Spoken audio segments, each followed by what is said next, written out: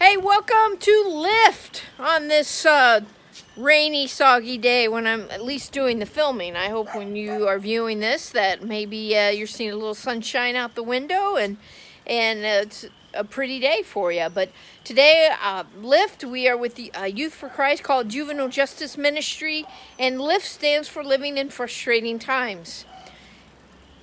You know, life, I think as time goes on, it seems like there's just more craziness going on in the world, and maybe you feel like your own life has been kind of crazy. Well, what we want to do is just open discussion, just get things going about things in life that can be frustrating. But today we're gonna kind of take it easy and not be too intense. We're gonna talk about well, let's wait and see. So before we start talking about life skill here, we're going to first do, what is this? So today's object is this thing. So as I turn this around, can you see it? What is this thing? Again, whoever's in the room with you guys, and you think the officer or Frank, you're in there, shh, don't tell them. So what is this?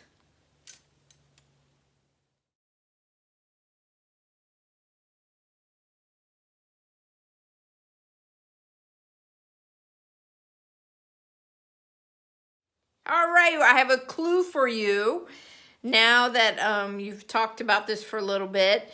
It's actually missing something right up here by my index finger. It should have a wooden object wrapped around here, so it makes it easy. It's a handle. It's missing. You can still put your hand around here, but a wooden handle, or nowadays we might use more plastic. Either way, it would just make it a little easier to grab onto. So, it's actually, I just realized it's actually missing something else too.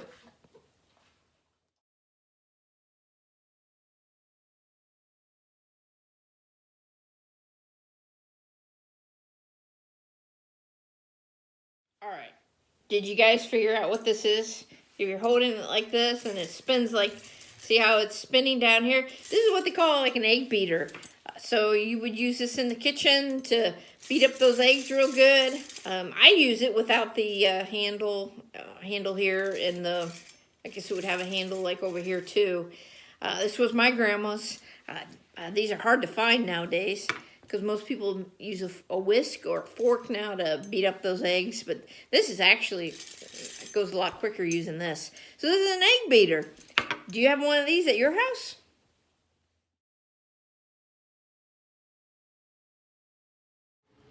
Hey, since we got all this flooding going on behind here, today we're going to talk about how to recover from a flood and some things you need to do for cleanup, what kind of cleaning supplies. You know what?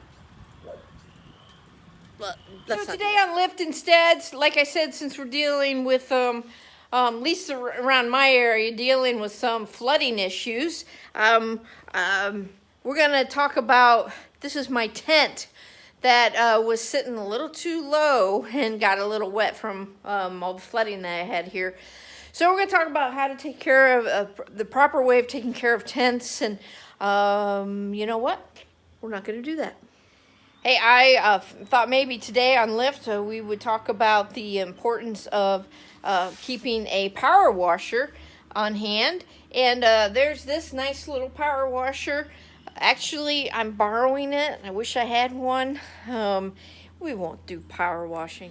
Yeah, so today in Lift, we're not going to deal with anything that's too intense. Sometimes we like having conversations with you to get to, some more of the heart issues, what I call heart issues, but the things that hit us to the core of who we are. So this week, we're going to stay in the kitchen here, and we're going to talk about something that goes along with food. All right, I just got a few questions for you here, and you guys just answer. I'll pause real brief after I read what's on this little tiny card, and you guys can just share with yourselves. It actually goes with the game, so if we were there, we'd just play this little game with each other just for something different and something fun to do. So, should you swallow your food before talking?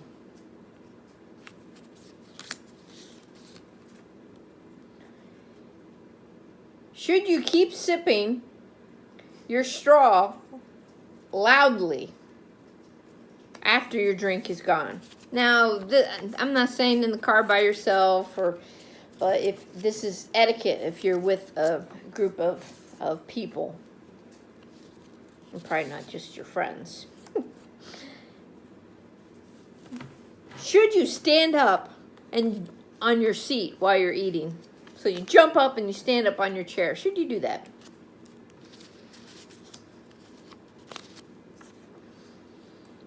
Should you say please when you ask someone to pass you something on the table, like the salt? Should you say please when you're asking somebody to pass something to you? Should you spit your food out and complain loudly that it's yucky? You guys would never, ever do that, would you? Nope, I'm sure you wouldn't.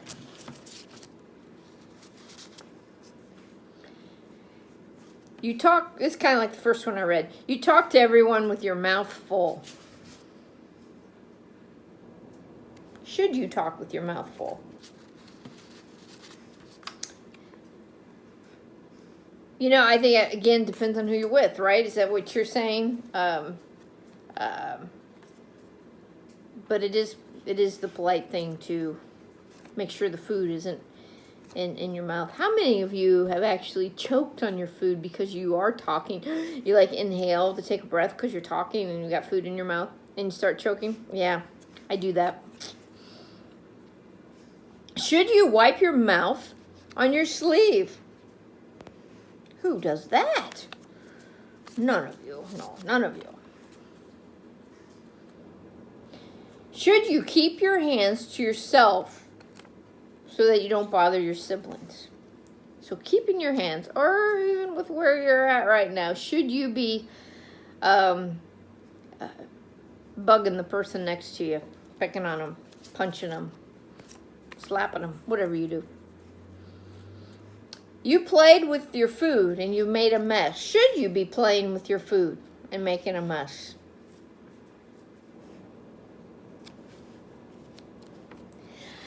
I think I heard somebody say, well, that's something a toddler will do. Well, how often when we don't get our way, we revert back to immature behavior? So yeah, playing with our food and making a mess is not a good idea. Should you keep your straw in your cup? Should you keep that straw in your cup? Should you be burping loudly? You know, some cultures, when you burp after you eat, that's a sign of respect.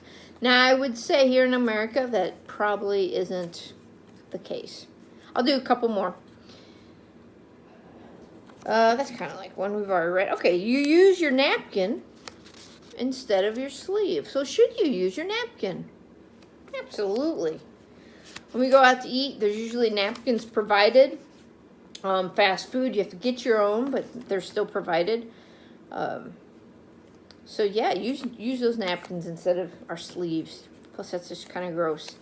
With us going through this whole virus thing, I hope some of the things you're picking up, the importance of keeping our hands clean, and even just kind of what we're putting on our clothes, where we've been, and you know, if we're constantly doing this when we're eating or we're out somewhere, those germs are now on our clothes. So use those napkins.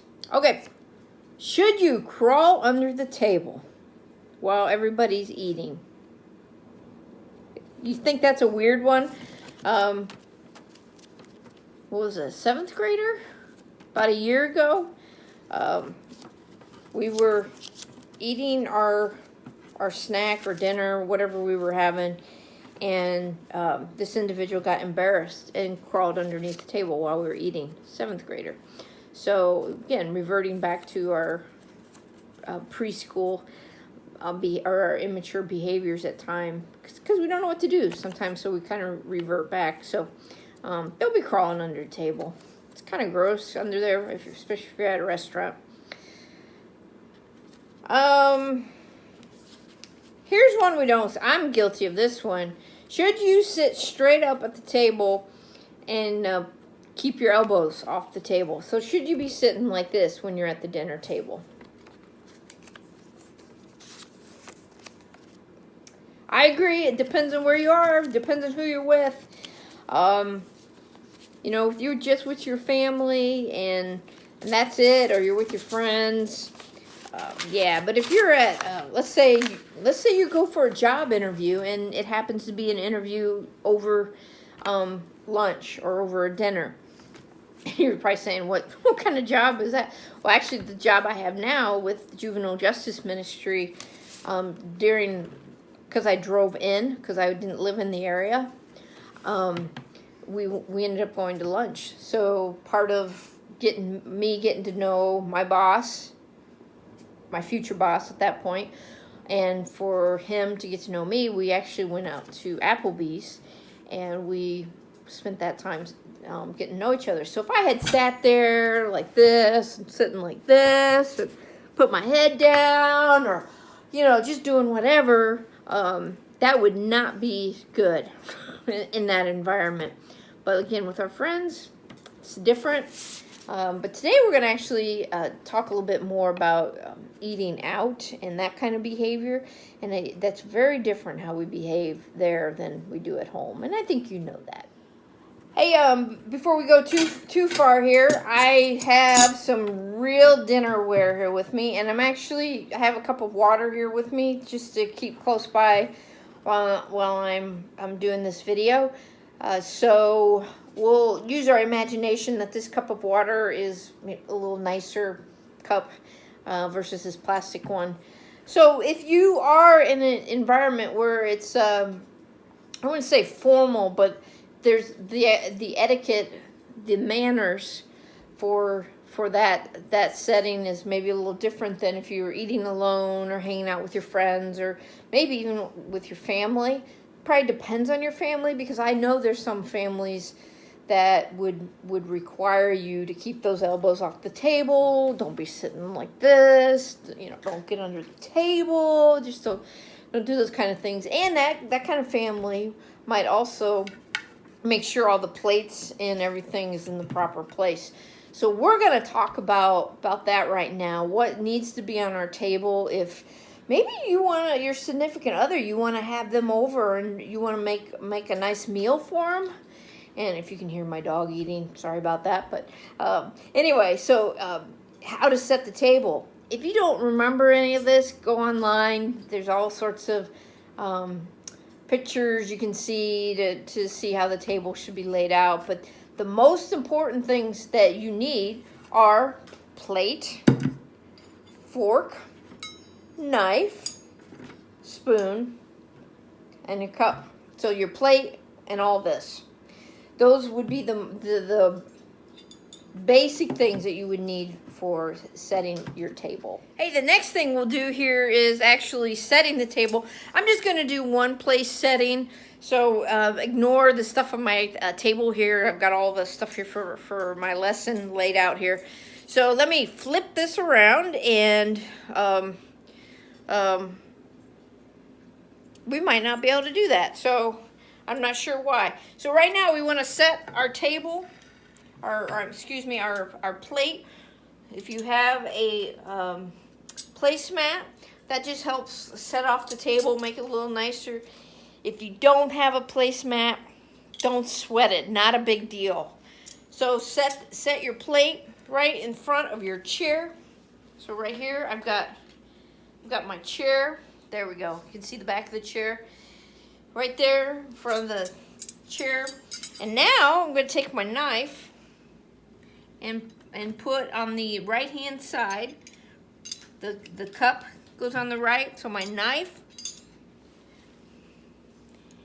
And then my spoon go right next to each other, kind of like that. And then on the opposite side, we'll put our fork. Now, if you want two forks, You know, if you're serving a salad or dessert, maybe you want 2 forks. Again, I'm just setting the table for a really simple meal, maybe for family, or maybe you're going to have your significant other over, make them a nice dinner, which would be really cool. This is your basic table setting right there. And again, my chair is back here. And so here you go. There's your basic table setting. So now, whoops, sorry about that. Now we'll go on to some other items. Often when we go out to eat, especially if it is like Applebee's or I almost said Steak and Shake, but maybe Steak and Shake, Texas Roadhouse, whatever, places where you sit down and you order from a menu, you're going to get your napkin, your silverware already together, so you're not going to sit down at a table that's set like that. But again, if you want to make a nice meal, maybe it's a candlelight meal, you're trying to be romantic for that significant other of yours, just remember the table setting. Even the color of your napkin, the placemat can really set a nice mood. So just keep that in mind when you want to create a special mood for maybe family, the holidays, or that significant other. So we're going to spend the rest of this time really talking more about eating out and just what to think through there. And if you've been through this before with us, I think eating out is fun, so maybe you can help the group on your end a little bit more with some of the things that we're going to talk about. First of all, if you're going to go out to eat, we need to start thinking through some basic things before you pick where to go. Now, where do you like to eat if you're going to eat out?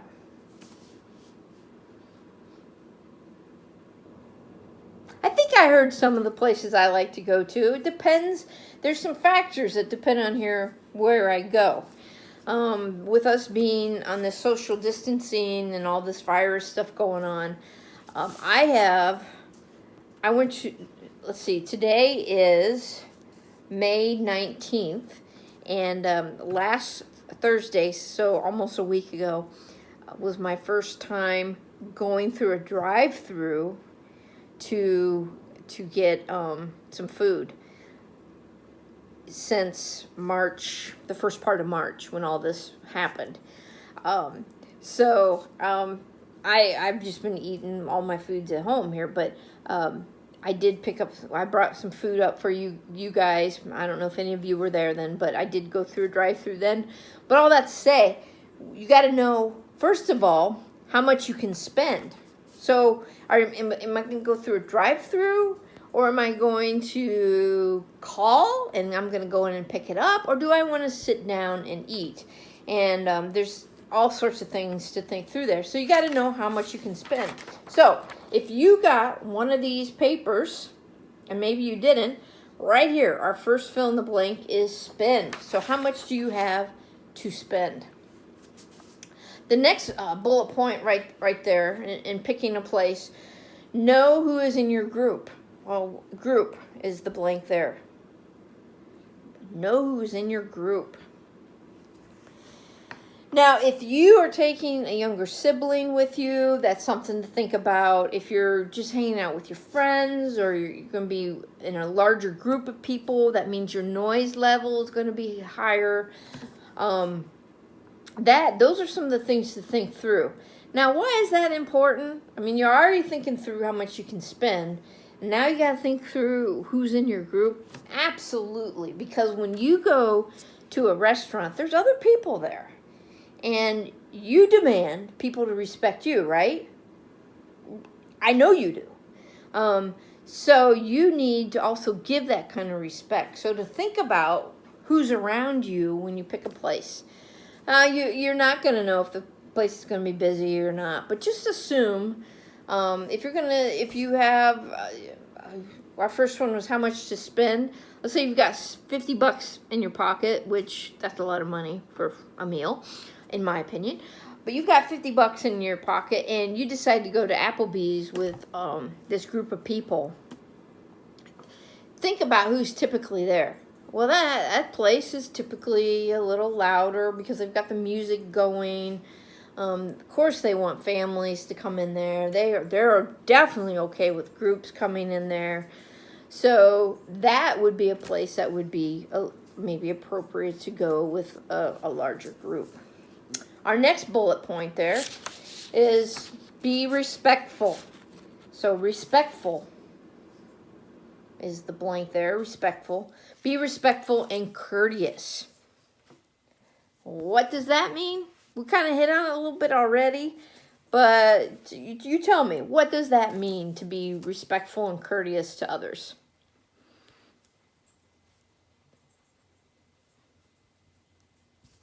Yeah, I know. Awkward silence there. Again, just thinking through who's around you and your noise level. Also, I can't think of anywhere where it's appropriate to have a food fight. Anywhere. For different reasons. Unless you paid for it and you covered it all and you're in a park, let's say, then I guess that's your choice. But if you didn't pay for it and you're not in a park, and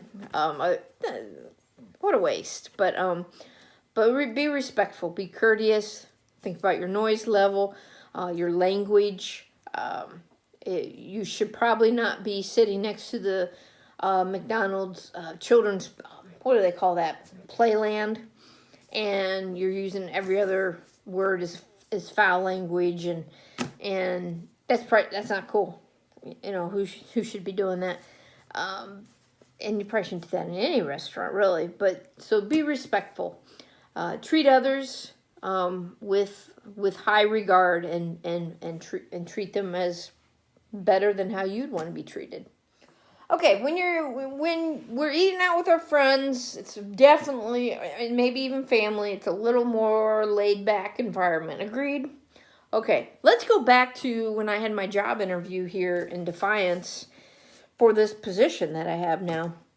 If I went to Applebee's and I was dressed like a slob and I sat there like, who cares, and laying on the bench or whatever. I wouldn't be sending off very good messages. So while we're waiting for the food to come when we're in the restaurant, what could you be doing as they prepare the food?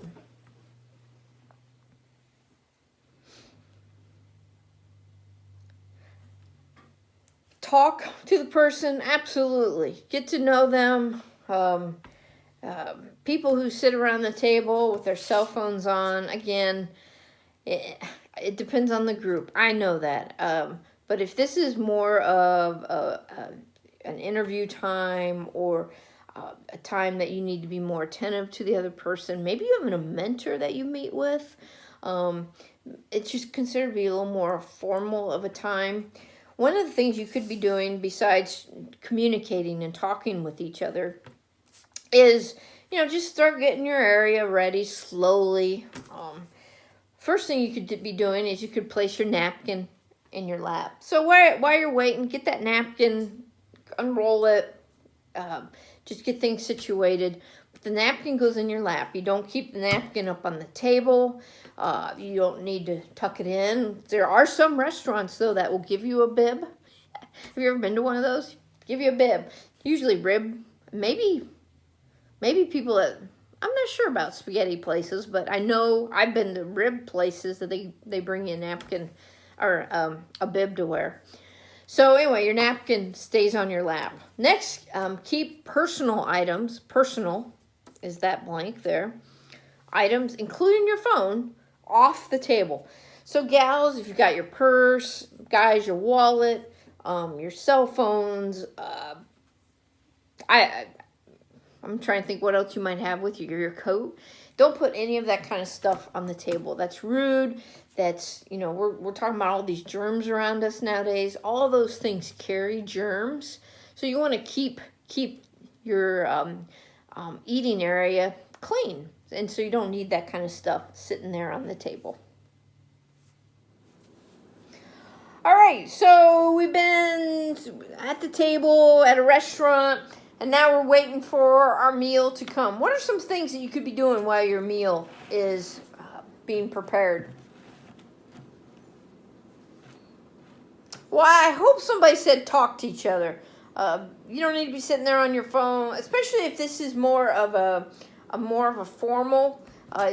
You don't need to be messing with things. Plus, we've already talked about those should be off the table, phones and distractions. So this is a good time to be just talking with each other. So if you don't know what to talk about, maybe you just follow the lead of the person that you're with. But first, when I say the word host, what is a host? And I'm not talking about the person when you walk into the restaurant that seats you. The host is typically the person who's initiated the meeting, the gathering. Some of you, I've got to adjust my camera here. Some of you might be invited to somebody's house. That would be the host. Maybe you're invited out to eat. Like when I was for a job interview, my future boss initiated the meeting, so they were the hosts. They initiated the gathering. So that would be the host. So number 3 on your sheet, if you still have one of these. If you don't, that's all good. So wait for everyone to receive their food, and the host begins eating before you eat. So that blank in number 3 is eat. This is polite. This is the proper etiquette. This is the right thing to do. Whoever is the host, whoever's paying, whoever initiated the meter or the meal, they are the host. So you wait to take the first bite. You wait for them to take the first bite. So number 4, knowing table settings inside out. So not inside out, inside rule. So that blank is rule. So the rule there is for your place settings. It says we're typically dealing with a knife, spoon, and a fork. Those 3 things. You know when to use a fork for meat and things you got to stab, whatever. Spoon typically liquidy type stuff, and then your knife for cutting. So. But the general rule is, so if you're at a place setting where there's 2 forks or 3 forks, 2 spoons and so forth, you work from on the outside in. So whatever they bring you, you use the utensil that's on the outside. Number 4, hold utensils correctly. I put my silverware away. So make sure you're holding it correctly. Don't be dishing your food like this. That's common. Then we just look like we're shoveling our food in that way. If you're with your friends, if you want to dump your food in, I guess go ahead. But you're setting up patterns for when you're in a serious situation, like a job interview or whatever. You start shoving your food in, that would not go over real well. So make sure you're holding your utensils correctly. So number 5 is correctly. Number 6, chew with mouth. So that blank is mouth shut. So chew with your mouth shut. Sounds like my dog is not chewing with his mouth shut. Got some issues down there. Number 7. Always pass the salt and pepper together. So that blank is together.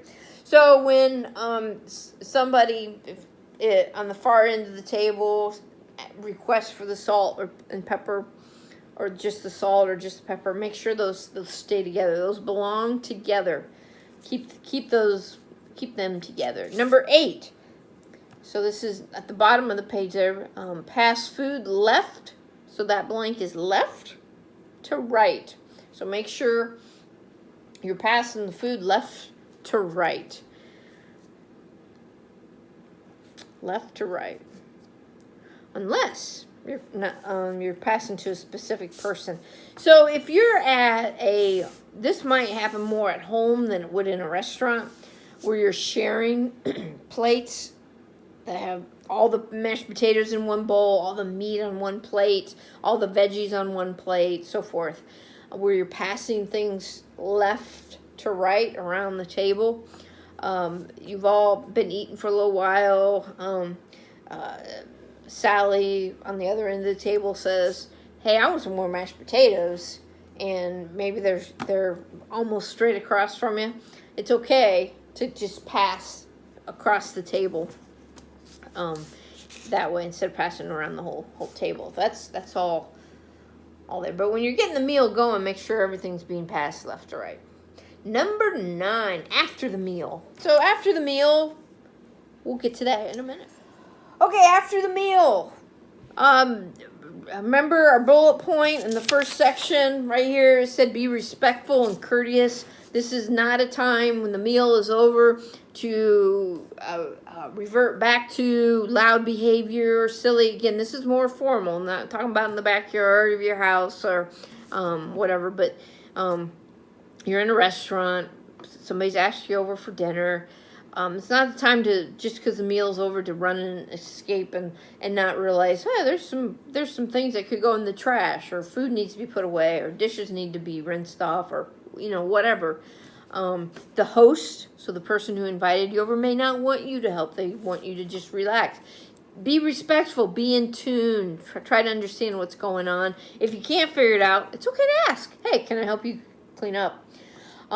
But in a restaurant, number 9, position your silverware in a way that tells your server, so server is your blank there, that you're done. So server, number 9. So how should your silverware be placed in a restaurant, or maybe it's a banquet, whatever, so your server knows that they can come and grab your plate.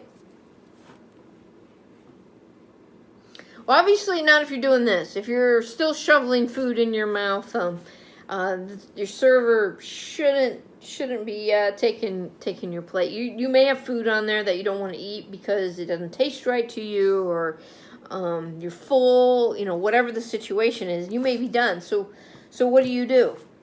I usually put my silverware on my plate, all of my silverware on my plate, kind of across the plate.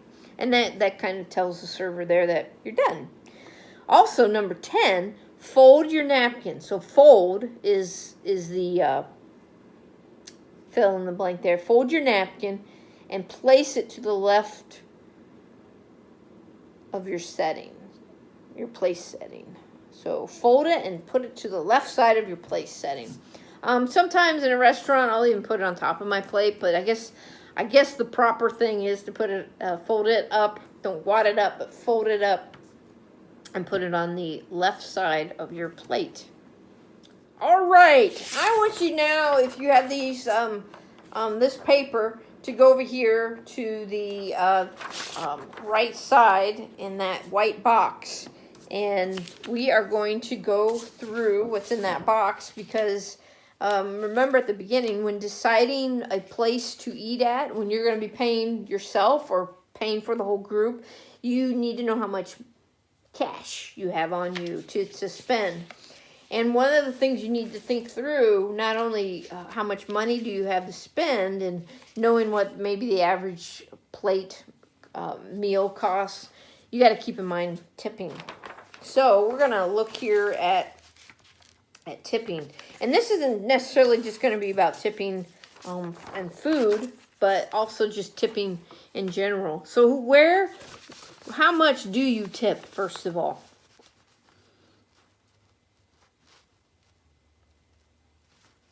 Well, it used to be depending on what meal. If it was breakfast, maybe 10%, lunch, 10, 15%. Now I think it's generally 20-ish%. Now, even though information that I found here is even saying 15%. So At 15%, that's for adequate service. They did their job. They did the basic stuff, meaning they didn't go above and beyond for you. And there could be reasons why they did the basic stuff. Is it busy? Could be. Did they come into work with a bad attitude because their boyfriend or girlfriend is mad at them? Could be. Did somebody close to them die, and so they're having a hard time getting going? It could be. There's all sorts of scenarios there, but I hope you, when you go out to get a job, no matter what has happened to you, when you're working for somebody else, they're paying you to work, you give them your best. And there are days that we're off for different reasons, but do your best to leave whatever it is at the door, and give your 100% for your employer, because remember, they're paying you to work there for them. So then the next one here is, let me see if I can find it here. I'm reading it backwards on my screen here. So 20% would be acceptable service. Pretty standard. They did very well. They kept the area clean. They did what they needed to do. And then give more if you want to, if they go above and beyond, or you just like the personality. I don't know. I think it's kind of fun to be able to tip a little bit more when they've done an excellent job, meaning they've gone above and beyond. And I'm not saying they sit down and start talking to me and find out my life story, or I have time to find out their life story. No, I mean, they're attentive to what's going on. They notice when my drink is down to here, they're already bringing me another drink. I didn't have to ask for it. Or they noticed as soon as I slid my plate to the side with my silverware on top and probably my napkin, it's gone. They're to it as soon as they can get to it. If it's a buffet, same thing. As soon as that plate slides off to the side, that plate is gone when I return. So that kind of excellent service. That's kind of fun. So coffee shops, do you tip when you go to a coffee shop? Do you have to tip when you go to a coffee shop? Nope, you don't have to tip when you go there. They typically have a jar out there. And again, what I just got done saying, for me and how I operate, if they are really attentive to what they're doing and to giving the best service they can, then I know they share that tip, but I typically would want to tip on an occasion like that. I have gone into places like that where they're too busy talking to each other, or you can even see them once in a while reach down and they're obviously texting somebody. No way. They could really mess up my order and not be aware of it because they're not staying focused. How about a delivery person? How much do you tip a delivery person? Well, our sheet says what? 10%. But a $2 minimum. So if you've asked somebody to drive their vehicle to your house or your friend's house, wherever you are, or where you're working, to bring you your food, you need to be willing to tip that person at least 10%, minimum of $2.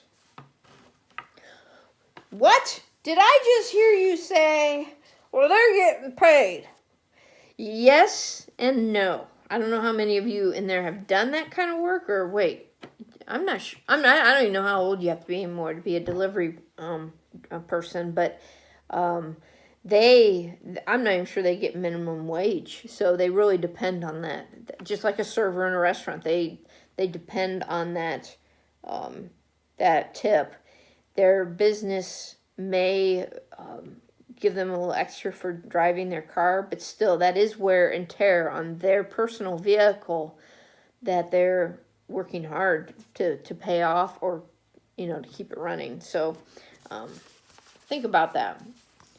Oh, they're being a jerk. They don't deserve a tip. You should always tip, because nobody's perfect.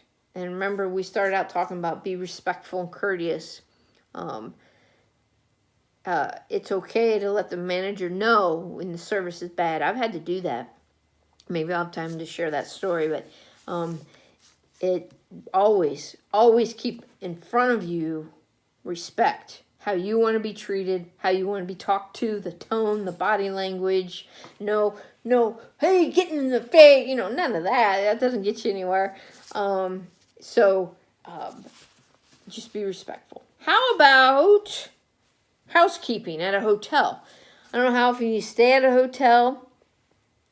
Should you leave a tip for housekeeping?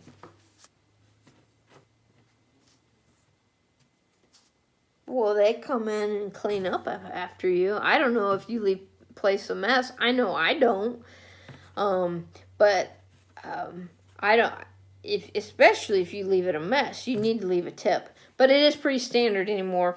From what I found, housekeeping, they're suggesting $2 to $5 per night, and that would be per person as well.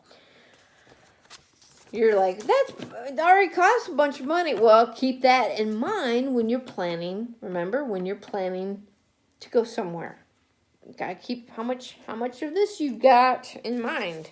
If you don't have enough to be responsible, then maybe you shouldn't do that activity. How about hairstylists? Bartenders. I didn't mean bartenders. Barber, hairstylists. How about them? Do you tip? Should you tip them?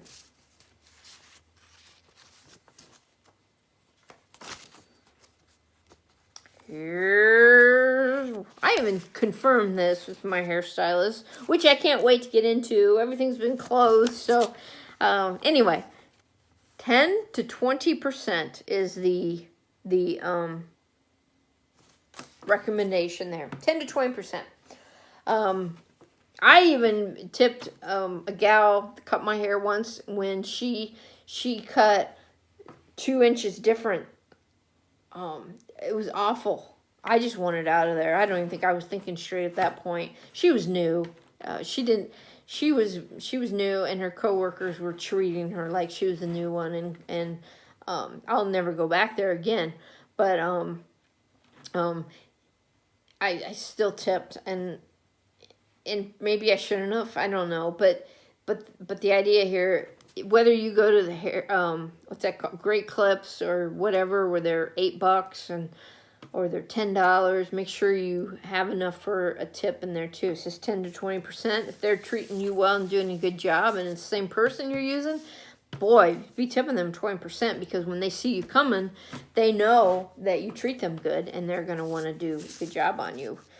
Plus, again, especially at like Great Clips and those kind of places, they're probably making minimum wage, and these guys and gals went to school to get some training in that, so they depend on that tip to help pay their bills that they've had. So keep in mind, people who are working in service type jobs, like what we just went over, and it's not limited to just these, they not require, but they depend on tips. If you're not sure about tipping, it's okay to ask. I wasn't sure with us going through this whole virus thing, and now they want us to, even grocery shopping, they want us to order our food online. They'll bring it out to your car. Well, before this virus, it probably would have been expected to tip that person who brought it out to your car. Now, on the website, like I know Walmart says, don't tip.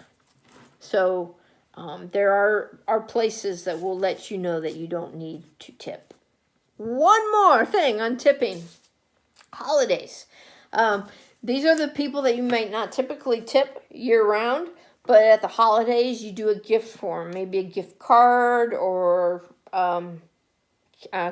cash. And a couple of these, again, you don't have to, but I know there's a lot of people that do that. I'll be honest, this past Christmas, I neglected on doing this at all. Partly because, why was it? I don't even remember now. But I didn't do it this past year. But previous years, I have done this. Garbage collector. You're going, I know, because I know you guys are going, they're not getting tipped. Yeah, and where do you put it? that you have to be a little more creative if you're going to tip them. I think it's a little harder to get them a Christmas gift. I know you can either watch for them, or which who knows when they're going to come, or set it on top of your trash, which is potentially dangerous to do because they might not see it, especially if it's one of those garbage collectors that stay in their vehicle and just pick it up and dump it in. So whatever, mail carriers, they'll be aware of what's in your mailbox, so you just leave your gift in the mailbox for them. Newspaper delivery, and the list could go on. Maybe you have your water delivered to your house. The list goes on. People who provide a service for you that help you. Even like my dog groomer, I didn't think about that this year until I saw her thanking all the people on Facebook for the gifts. I'm like, I didn't even think about getting her a gift. So that would be another, because she's providing a service for me. Yes, I know we pay them, but this is just the etiquette, the things of showing respect and appreciation for those who are providing that service. What's appropriate for these individuals? About $15 to $25, either gift cards or gift. So that's it on tipping. So keep that in mind when you go to make a plan for eating out or a trip. Maybe you're going to go down to the Smoky Mountains, or you're going to travel wherever, and you got to figure out hotels. Keep that in mind everywhere you eat. The hotel service there, you got to keep in mind tipping. Hey, that's it for the worksheet. We did skip over the middle section. If you were able to print off the date night section, let me just run over that really quick. This is where we can just kind of practice a meal, a date. I don't know who of you have had the opportunity to take somebody out on a date and actually put the planning into it. But here you have $80, just burning a hole in your pocket. But that's all you have is $80 to spend on your date. So I have should have a menu printout. This is a fancy restaurant. This isn't like your menus you get at Applebee's that folds open or tri-folds open, and your pages look at. Your nicer, higher end restaurants change their menu almost daily. And so they have a print off like this of what they have. And sometimes, most of the time, they'll even have the prices off to the side. Sometimes it's just a number like 12. That's it. No dollar sign. That 12 means that's the price. Or it'll say 20. That means the price. But I went in and put in the dollar signs and all that to make it simple. And then on the back side, it will have your drinks and then the desserts that are also available. This side typically might not change as much. Seasonal desserts, strawberries, peaches, and that kind of stuff kind of are hit and miss. But on this side, your actual menu, you've got what it is, explaining a little bit what the food is, and maybe all this sounds really foreign to you, but just have fun with it. Just use your imagination. If you guys have time to do this, go through and pick out what your date would order. Let your date choose. I didn't mention this, but when you're on going out to eat, and your host, you need to pay attention to what your host is getting, because you don't want to spend more than what your host is spending. Unless they tell you, hey, get a steak, get the lobster, spend whatever you want. I don't care. But if they don't say anything, be attentive to what they're ordering. You don't want to act like, I'm sure this isn't what you were trying to communicate, but being unappreciative, give me everything you got, that kind of attitude. You don't want to be that way. So just be attentive to how they're ordering. But when it comes to your date, you want them to order the best. So give them the opportunity to get the best thing on the menu, and then you can kind of plan from there. So go ahead and do that if you have time. To keep it simple, there's a 5% tax here, and then you got to figure out tipping, because if this is a nice restaurant, you better, whether your server probably won't do a bad job at this kind of a restaurant, but there may be an issue with your food, but you just let the server know, and I guarantee they'll fix it to the best of their ability, because they're not the chef, so they just have to go let the chef know. So go ahead and figure up 20% of your tipping, do all that, and keep it under $80. Go ahead. So Frank, you may need to pause that so they have time to work on that. Go ahead and pause it, and then we can start right back up and just kind of wrap this up. You know, it's okay when going out to eat. Well, first of all, keep in mind all the etiquette. If you're taking a date out, keep in mind you want to have good etiquette that in that environment, especially if you're trying to impress this individual. If you're on a business meeting, like I was sharing with you, you want to make sure, you know, you're putting your best foot forward, and keep in mind of the etiquette rules that our society has put together. But on your date night, when you were budgeting and planning for that and filled it out, who says you have to buy a drink? Everywhere you go is for a sit-down restaurant, they give you water. I mean, there's no charge for that. You know, if you noticed, I don't know if you noticed the prices for dessert. Some of those cost us almost as much as the meal. So, you know, you could, to make it fun and to have more time with your date, you could just have your meal and drink water. And then your leftover money, go get ice cream somewhere. Go have fun with it. Just be creative for your dessert time. And maybe it is ice cream and then walking in the park, or and then you're under the $80, or you come to around $80. But yeah, I hope this was fun for you. I hope the tipping thing probably was the best part here to think about, to remember to tip. You will see when you start doing that kind of work how important that tipping is if you're not tipping now. Because I guarantee your opinion on tipping will change when you do that kind of work. But it's important that you tip, and like I said, reward those that are doing a good job. Well, hey, it was good being there with you today, and I know it's our classroom time here with Lyft is a little different. Just remember to be courteous, and remember that there's people around you, and be respectful. I know the whole respect issue is a tough one to swallow at times, but be willing to give it, and I guarantee you'll see it a little bit more. So I hope today was good, and hope to see you soon.